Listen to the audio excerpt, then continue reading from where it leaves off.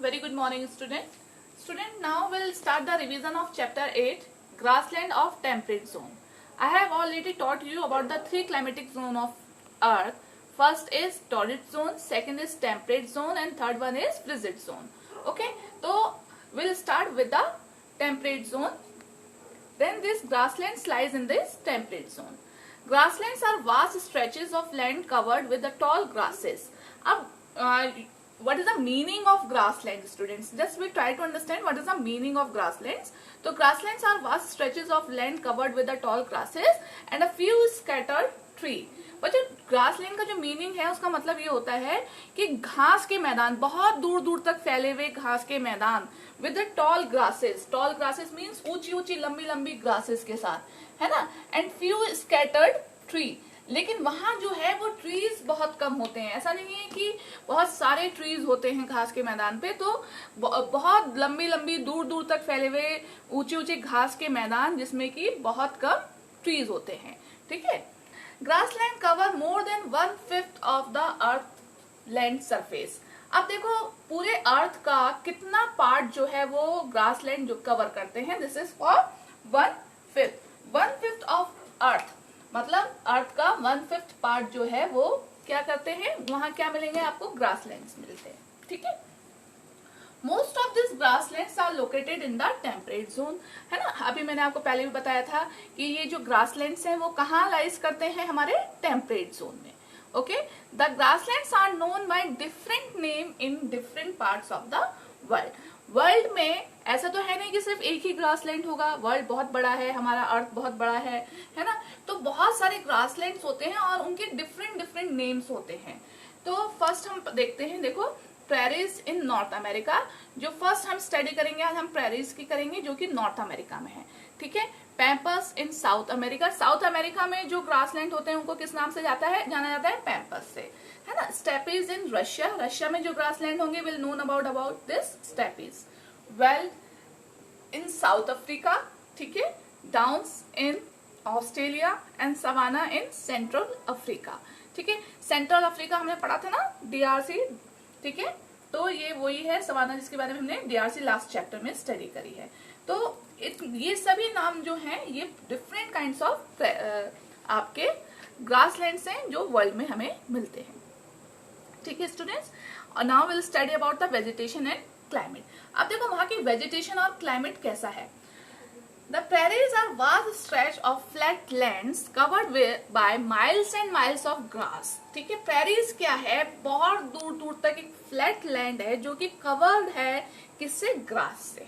ठीक है, the grass is green in summer and turns brown in autumn. अब student जो ग्रास है वो समर में तो ग्रीन रहती है लेकिन ऑटम में कैसी हो जाती है, वो ब्राउन कलर की हो जाती है। ठीक है, the soil of prairies like that of all grasslands is very fertile. जो और ग्रासलैंड के तरह ही प्रेरीज की जो जमीन है, जो सॉइल है वो बहुत फर्टाइल है। ठीक है, this is because of large quantities of Hume's. अब ऐसा क्यों है, क्योंकि वहां बहुत ज्यादा लार्ज क्वांटिटी में क्या मिलता है, ह्यूम्स मिलता है। बेटा ह्यूम्स मैंने आपको लास्ट टाइम भी बताया था, दिस इज अ ऑर्गेनिक, है ना, which is made by the dead parts of a plants and animals. जो कि किससे बनता है, डेड प्लांट्स जो होते हैं, जो खराब प्लांट्स हो जाते हैं, डेड हो जाते हैं, और जो एनिमल्स होते हैं उनकी सॉइल में मिक्स होने से जो ऑर्गेनिक मिलता है वो ह्यूम्स कहलाता है। ठीक है, the prairies have hot summer and cold winter. Prairies की में समर जो होती है वो बहुत गर्म होती है और विंटर क्या होती है, कोल्ड होती है। ठीक है, moderate rainfall occurs mostly in summer. ठीक है, और वहां क्या कहते हैं, ज्यादातर रेनफॉल कब होगी, समर में होगी। Earlier the prairies were the grazing grounds for millions of bison. ठीक है, पहले टाइम में ये जो ग्रासलैंड्स थे प्रेरीज के, वो वहां बहुत सारे बाइसन्स मिलते थे। बाइसन बुल्स आपने देखे भी होंगे, है ना। लेकिन क्या हुआ, धीरे धीरे जैसे जैसे एग्रीकल्चर बढ़ता चला गया, लोगों ने जो लैंड थी वो एग्रीकल्चर के लिए यूज करनी शुरू कर दी, है ना, तो जो ग्रासलैंड्स थे वो खत्म होते चले गए।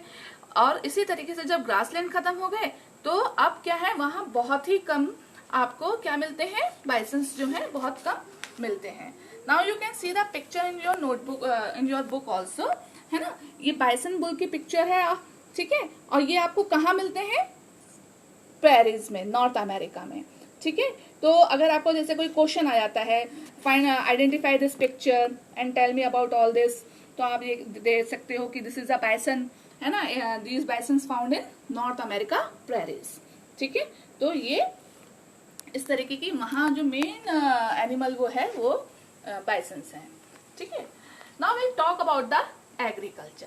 The soil here is very fertile. जो आपको पहले भी मैंने बताया था, जो प्रेरीज की सॉइल है बहुत फर्टाइल है।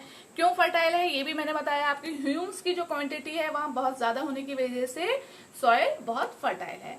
Water is available in plenty from the Mississippi and Missouri rivers are and their tributaries, ठीक है। वाटर भी बहुत अच्छी क्वांटिटी में अवेलेबल है। जो 2 मेन रिवर्स है, मिसिसिपी और मिस्सौरी रिवर्स, और जो उनकी ट्रिब्यूटरीज हैं उनके थ्रू जो है पूरा इरिगेशन और वाटर जो है वो अवेलेबल होता है, ठीक है। This make it perfect for agriculture, और इसी की वजह से जो प्रेरीज है वो बहुत परफेक्ट है किसके लिए, एग्रीकल्चर के लिए, ठीक है student. This produces so much wheat, ठीक है, this produces so much of wheat that is called the that is called the wheat basket of the world। यहाँ बहुत ज्यादा गेहूं, wheat means गेहूं का उत्पादन होता है, गेहूं का कल्टीवेशन होता है wheat का, और इसी वजह से इसको क्या कहा जाता है, wheat basket of the world। आप ध्यान रखना, जो प्रेरीज है वो क्या कहलाया जाता है student, wheat basket of the world। It makes the United States of America the largest exporter of wheat in the world। इसी वजह से जो यूनाइटेड स्टेट ऑफ अमेरिका है, देखो हमारा प्रेरीज कहाँ पड़ता है, नॉर्थ अमेरिका में, तो यूनाइटेड स्टेट ऑफ अमेरिका क्या हुआ, इसी वजह से United state of America wheat exporter में, मतलब गेहूं के को बेचने के इसमें सबसे वर्ल्ड के सबसे नंबर 1 पर आता है, ठीक है। अब उसके अलावा देखो यहाँ क्या क्या होता है ना, आप अपनी बुक में इस तरह से रीड कर सकते हो यहाँ पर। The other main crop are maize, barley, rye and oats. गेहूं के अलावा यहाँ क्या क्या होता है ना, मेज हो गया, बार्ली हो गया, रे है और ओट्स है। Farm work such as plowing, sowing, harvesting and threshing is done with the help of machine। Students देखो, जो फार्म हाउस होते हैं उसमें सारा जो काम होता है ना वो किसके थ्रू हो जाता है, सब मशीन्स के थ्रू हो जाता है। चाहे वो प्लोइंग करना हो, खेत जोतना हो, सोइंग मीन्स बोना हो, हार्वेस्टिंग मीन्स काटना हो, थ्रेशिंग मीन्स उनको फसल को अलग करना हो, क्लीन करना हो, वो सब किसके थ्रू होता है, मशीन्स के थ्रू होता है। The farmer which are Mostly European settlers generally live in their huge farm with their families, है ना। जो फार्मर हैं, जो स्पेशली यहाँ पर यूरोप कंट्री से सेटल्ड हुए यूरोपियन हैं, वो अपने बड़े बड़े फार्म हाउस में अपनी फैमिलीज के साथ रहते हैं। The workers also live on in the farm house, ठीक है, वर्कर्स भी रहते हैं। Since the farms are huge and machine do most of the work, the population in the region is thin, ठीक है। अब आप ये क्वेश्चन अगर आपका आता है कि why the population of the prairies are thin, तो आप ये बता सकते हो कि फार्म हाउस भी बहुत बड़े हैं और वर्कर रहते हैं, लेकिन जो ज्यादातर काम होता है, जो भी फार्मिंग का जितना भी काम होता है वो मशीन्स के थ्रू हो जाता है, इसलिए प्रेरीज में जो पॉपुलेशन है वो बहुत कम है। अब अभी आप अपने फार्म हाउस में देखो कितने लोग आपके फार्मिंग में लगते हैं, प्लोइंग करना है, स्विंग करना है ना, फिर आपकी हार्वेस्टिंग करनी है, थ्रेशिंग करनी है, लेकिन वहां ये सारा काम क्या होता है, एक फार्मर होता है मेन, और ये मशीन के साथ वो सारे काम हो जाते हैं। अगर आप डिस्कवरी चैनल पे देखोगे तो ये आपको कई बार आपको इस तरीके के एपिसोड डिस्कवरी पे देखने को मिलेंगे, ठीक है। Now will start about the rearing cattle. Towards the west the prairies are hilly. अब देखो प्रेरीज जो है वैसे तो फ्लैट लैंड है, लेकिन वेस्ट के साइड, टूवर्ड्स द वेस्ट की साइड जो प्रेरीज हैं वो कैसे हैं, हिली हैं, मीन्स वहां पहाड़ियां हैं, ठीक है, और पहाड़ियों पे खेती नहीं हो सकती, है ना। The soil is not so fertile, वहां की जो सॉइल है वो भी बहुत ज्यादा फर्टाइल नहीं है, ठीक है। These area are mainly use to rear cattle in a large farm called ranches, ठीक है। इसलिए ये जो एरिया है वो मोस्टली यूज किए जाते हैं किसके लिए, एनिमल्स को पालने के लिए, और ये जो फार्म्स कहलाते हैं उनको क्या कहते हैं, रेंचेस कहते हैं। ये मैंने आपको एक डेमो भी दिया था, रेंचेस बना के दिखाया था मैंने लास्ट एपिसोड में आपको, लास्ट वीडियो में, है ना। Cattle are raised for beef and dairy products. अब जानवरों को क्यों पाला जाता है? बीफ के लिए और मांस के लिए और डेयरी प्रोडक्ट्स के लिए, ठीक है। The cattle are sent to slaughter houses. Slaughter houses आपको पता है, जहाँ ये सारे जानवर काटे जाते हैं, फिर उनको पैक करा जाता है, क्लीनिंग करा जाता है, फिर पैक करके उनको एक्सपोर्ट करा जाता है, ठीक है। तो slaughter house in the cities for the production of beef.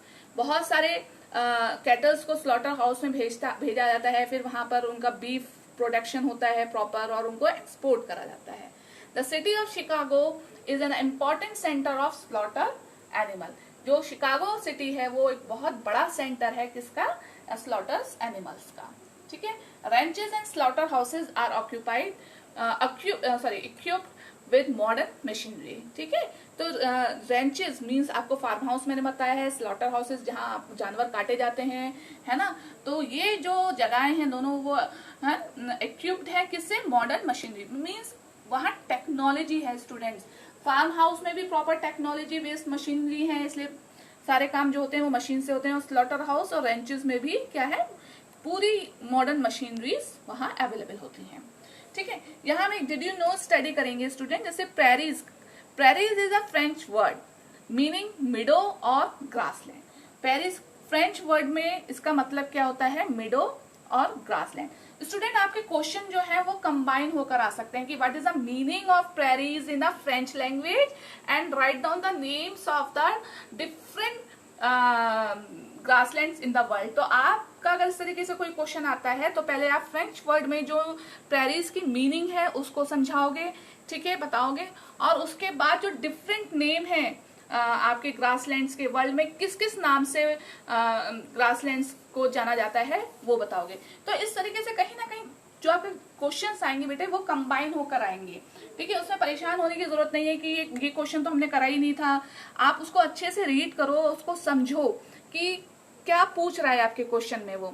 जैसे अगर मैंने पूछ लिया what is the meaning of prairies in French language, है ना, and how many grasslands in the world, तो आप बता सकते हो prairies is a French word meaning meadow और grasslands and there are different name of the prairie grasslands like prairies in North America, pampas in South America, steppes in Russia। तो इस तरीके से आपके combined questions आएंगे। So you have to little bit very careful about reading your question।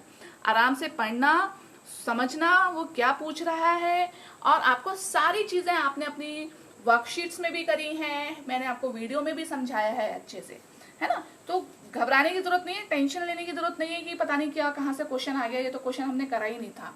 हमने question करे, मैं 2-3 question mix करके दे सकती हूँ, ठीक है।